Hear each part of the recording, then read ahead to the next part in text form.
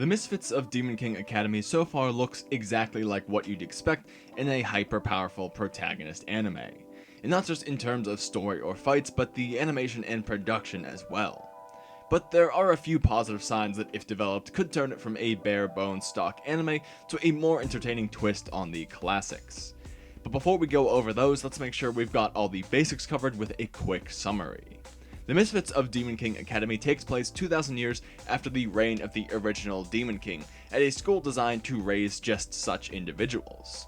But this year is the very same one the original Demon King is supposed to be reincarnated. And he is, Anos Voldigord, who begins attending the academy with Misha Necron, a friend he meets on entrance day. But in the 2,000 years since he's been gone, it seems things have changed. Now power is determined by royalty and bloodline, something he immediately scoffs at. After showing such individuals his hold of power over them, and taking the remaining entrance test, he gets into the academy, but with a twist. His rating for Demon King potential is the lowest possible ever, Misfit. So I think there's only a few things to cover on this one, but let's start with the most obvious one, and that's how it looks. Now you'll be seeing that throughout the video, so there's no need for me to belabor an obvious point, but I think the best thing I could say about it is that it's standard. I mean, I can't really call out any moments where it looks really bad or surprisingly good, because it just doesn't seem to have those moments. Aside from one moment towards the end of the episode where the magic effects are actually quite appealing, nothing stands out either way. The setting is very bland for a magic related anime. None of the characters' movements feel really in place or out of place. The magic circle effects and related components are there, but not really doing anything much for me to talk about them. What drags it down a bit though is some of the related production elements and choices. Specifically, they kept shading the corners of the screen, like here, for every single moment with a somewhat dramatic face or somewhat dramatic context to it. I counted at least 9 times. Now, this is nothing new, but I've never noticed it used so much in a single episode, and it honestly felt old after just a couple uses. There are a lot of other ways to make scenes more dramatic, and it just feels lazy to keep using the same one. In a similarly overdramatic sense, the point of view was also exaggerated too much, not too many times, but at such extremes for minimal reason. The Dutch angle has its uses, but this is just a bit much. Similarly, it wasn't doing anything for the sense of scale. I know this Colosseum is supposed to be large and imposing, but the way it's framing the characters, it just feels insignificant.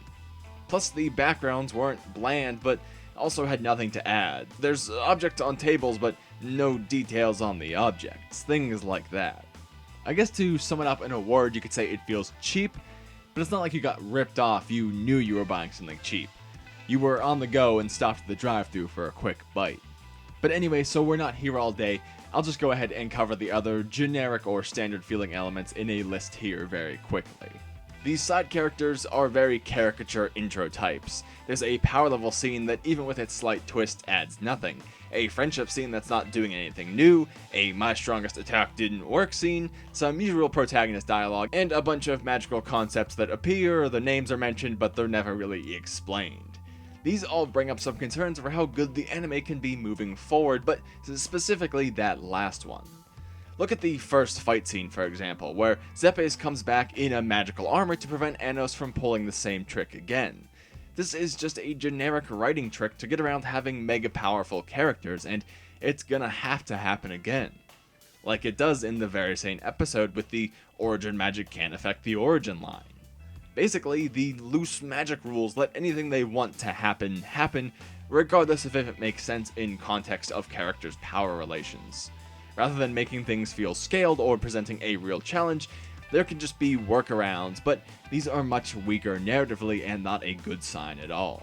Hey, quick plug, so I make tons of other videos like discussions, in addition to reviews, first impressions, and comedy videos, all about the anime you love. Consider subscribing for more in the future, or checking out a few other videos on anything from utter classics to modern hits. Also, I have a Discord server linked in the description for the channel if you want to talk anime with other fans or reach me directly. Anyway, back to the video. But let's move on to some potential positives. Now, since one has perfected the art of the overpowered protagonist, a lot of others of the type have fallen behind, but we can still see some good notes coming from the Misfits of Demon King Academy. Now, Anos is a bit scattered. He's kind of all over the place, but I still think they could make a strong character out of him. He's somewhere in between a psychopath and a caring friend. He has very evil moments like torturing Zepes, and also wholesome ones with his family and Misha. It's hard for me to say he's more interesting than a usual lead with his dark moments because they're very outweighed by these kind ones. This could be him separating life into work and casual time, so I will give them some benefit of the doubt, and he at least maintains his cocky persona at all times, but there are warning signs that he may be a very uncollected protagonist. Outside of that though, he's decently likable as a cocky asshole, which plays nicely into the fact that the world seems to misremember who he was as the Demon King. Despite being extremely powerful, he gets placed into the lowest rank possible of Misfit due to a faulty power reading and presumably him missing the knowledge questions about himself. He knows he's the reincarnated Demon King, but it's been 2,000 years. The story of him could have been shifted in any which direction, and that is an original idea that they could mess around with. He's clearly disconnected, making violent jokes that just don't land, a genuinely funny recurring bit that really helps him fit the title of Misfit. Add to this his overly caring family, his acceptance of their goofy nature, and the complete assholery of everyone but Misha around him, and, well, you've got a pretty believable Misfit. If the future episodes lean into this misremembered and Misfit combo, I think they could pull off something original for the overpowered protagonist genre. I hope they don't take his outlandish level of power too seriously or under-seriously though. Him hurting Zepes with just his heartbeat was almost too much, and I don't like to say cringy, but I'd have to describe it as almost cringy. And it doesn't have the legitimately dark feel that his flick kills do later. With backing, either comedically or in a dark way, supreme power works. Again, see the work of one in Mob Psycho and One Punch Man. But landing in between is a lot worse than either extreme. Both can work in the same anime, but when separate, even if just by a few seconds, like his 3-second rule joke. So far, it's had good and bad in this area, but I'd bet more for it to continue the bad if you made me bet on it. For how many generic traps it did fall into, I will give it credit for avoiding one of the most prevalent ones, sexualizing prominent female characters. Now, a lot of series, even good ones, will do this in episode 1 to draw you in with a bit of appeal, and they avoided that here, which is worthy of some credit. I don't think that'll last for the whole series, but it's a good sign starting off here in episode 1 that they didn't fall into that. Plus, if you're a fan of wholesome moments in anime, there's at least some meat on those bones here. The friendship scene honestly didn't do much for me, but that's not my type of stuff anyway. But I can see the reverse headpad and misfit dynamic Anos and Misha have going being a positive for people less grouchy than me.